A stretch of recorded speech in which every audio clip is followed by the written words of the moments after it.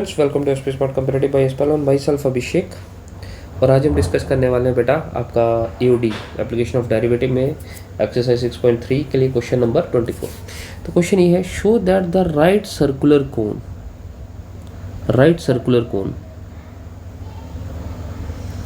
तो right circular cone बना लेते हैं पहले। Right circular cone of least curved surface area.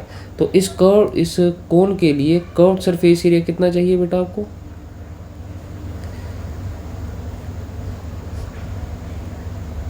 Area that is S. ये कितना चाहिए बेटा आपको? मिनिमम चाहिए। तो कर्व्ड सरफेस एरिया कितना होता है बेटा कोन का? पाई आर एल के इक्वल होता है। ठीक है, कर्व्ड सरफेस एरिया कितना होता है? पाई आर एल। तो आपको रेडियस भी चाहिए, स्लैंट हाइट भी चाहिए। तो इस कोन के लिए हम लोग फॉर एग्जांपल रेडियस कंसीडर करते हैं x, और ये हाइट है, ये y एक्सिस के अलॉन्ग होती है, तो इसे हम फॉर एग्जांपल y कंसीडर कर लेते हैं।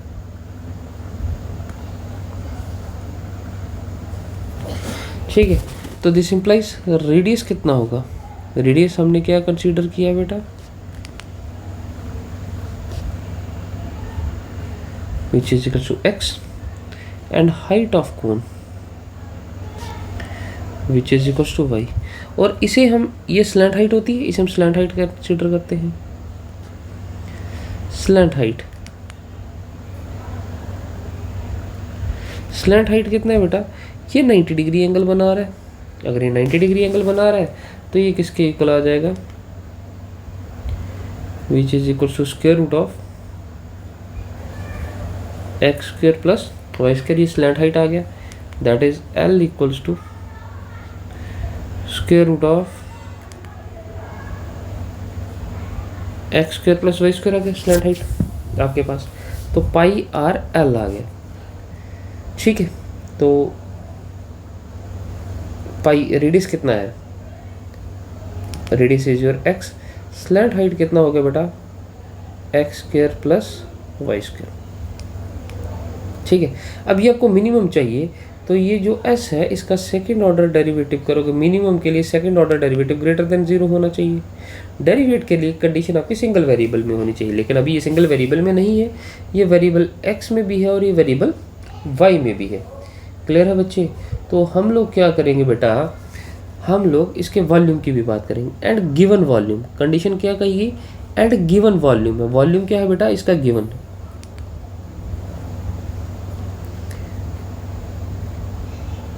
Volume v।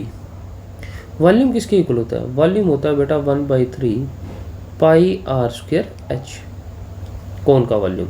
तो दिस इज 1/3 पाई आर कितना है? x, तो ये एक्स स्क्वायर एंड एच हो जाएगा y। ठीक है, यहाँ तक क्लियर? उसने कहा given volume has an altitude. अब ये कोन का जो अल्टीट्यूड है is equals to 2 times the radius of base. तो ये जो अल्टीट्यूड है आपका y, आपको प्रूफ क्या करना है? y equals to 2 times of radius of base, that is height जो है वो डायमीटर के इक्वल है। हाइट किसकी है बेटा? डायमीटर के इक्वल है। ठीक है, ये वैसे ही केस है। ठीक है, is equals to square root 2 times है, ये स्क्वायर रूट 2 टाइम्स है। स्क्वायर रूट 2 टाइम्स तो डायमीटर नहीं है। y equals to square root 2 times of x, जैसे हमने ये सिलेंडर के लिए भी करा था क्वेश्चन। क्लियर है? ये वैसे ही है। तो ये आपको वॉल्यूम गिवन है बेटा, गिवन है तो ये कांस्टेंट होगा।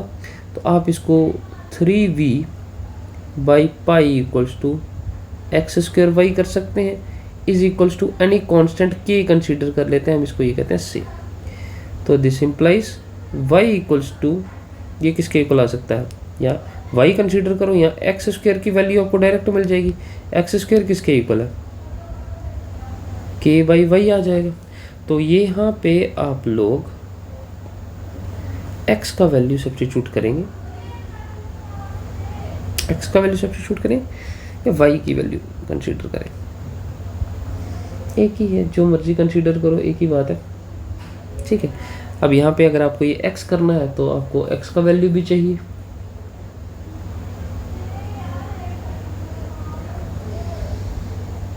ठीक है ना? तो ऐसे क्वेश्चन भी हम पहले भी करा था हमने कि हम इसको स्क्वेयरिंग बोथ साइड कर लेते हैं। ये सिलेंडर वाले क्वेश्चन में भी हमने ऐसे ही करा था। तो इसका सरफेस एरिया का अगर हम स्क्वेयर करते हैं तो बोथ साइड स्क्वेयर हो जाएगा। This is pi x square और ये हो जाएगा x square plus y square. इसे फॉर एग्जांपल हम z कंसीडर कर लेते हैं, तो z किसके इक्वल आएगा पाई। अब एक्स स्क्वेयर किसके इक्वल है बेटा, एक्स स्क्वेयर है k by y, this is x square. चलो एक्स स्क्वेयर है तो ये k बाई वाई आ जाएगा और ये रह जाएगा वाई स्क्वेयर। ऐसा ही है, ठीक है बेटा। तो आप लोग इसको देख सकते हैं।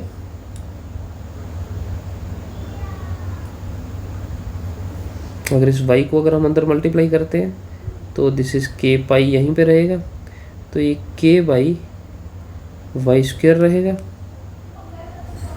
और ये y के साथ तो y और वाई स्क्वेयर कैंसिल हो जाएगा तो y रहेगा यहाँ पे। तो आप इसको लिख सकते हैं z equals to k pi k y raise to power -2 plus y, इस तरह से रहेगा, ठीक है। अब आप इसका फर्स्ट ऑर्डर डेरिवेटिव कर सकते हैं। तो D G by D x किसके इक्वल होगा, तो के पाई तो कांस्टेंट है क्योंकि ये वेरिएबल y में है, तो आप इसको डिफरेंशिएट करोगे both side with respect to y।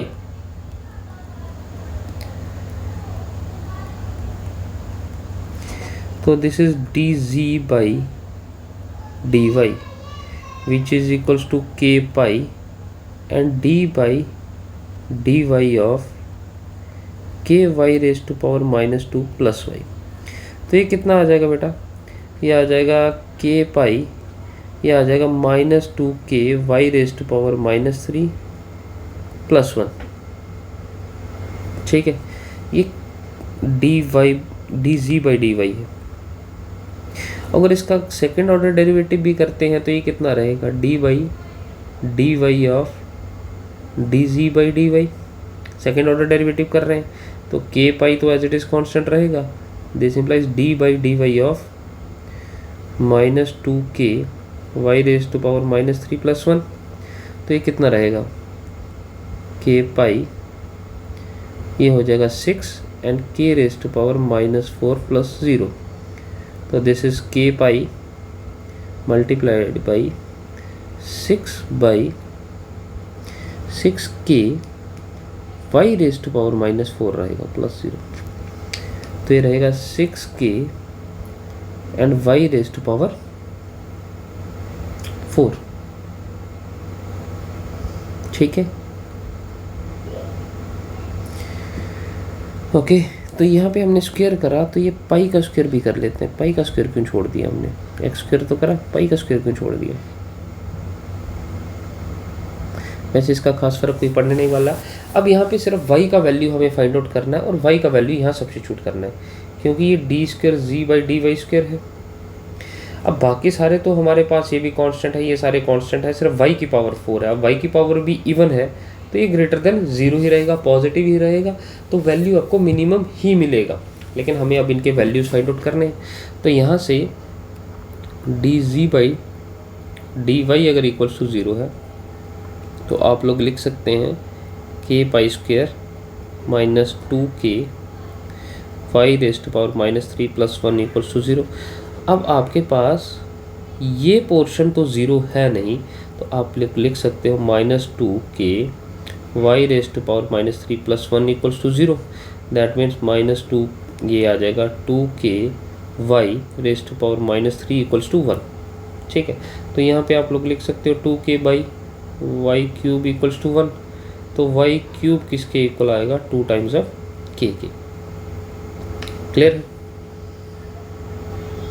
तो y किसके इक्वल आएगा, 2k का थर्ड रूट। तो y का वैल्यू ये आ गया। y यहाँ पे सब्स्टिट्यूट करेंगे तो एक्स स्क्वायर आ जाएगा हमारे पास, x का वैल्यू भी मिल जाएगा। हेयर एक्स स्क्वायर किसके इक्वल है बेटा, k बाई वाई के। तो y का वैल्यू अगर आप सब्स्टिट्यूट करते हैं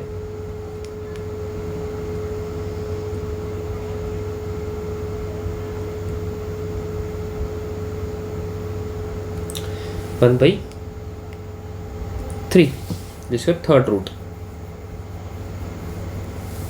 ठीक है। X square.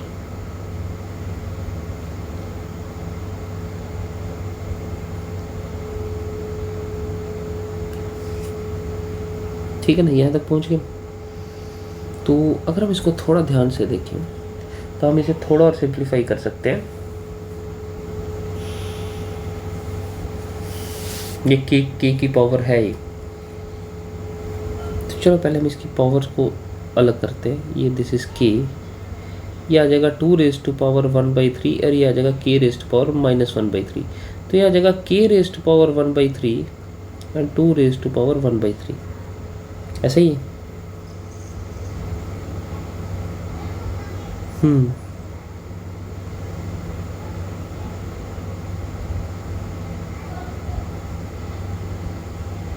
है ना। तो अब ये हमारे पास एक्स स्क्वायर है, ये बनेगा 2/3। ठीक है, इसको हम ऐसे भी कर सकते हैं, लेकिन थोड़ा और सिंप्लीफाइड अगर हम करें तो ये और आसानी से हो जाएगा।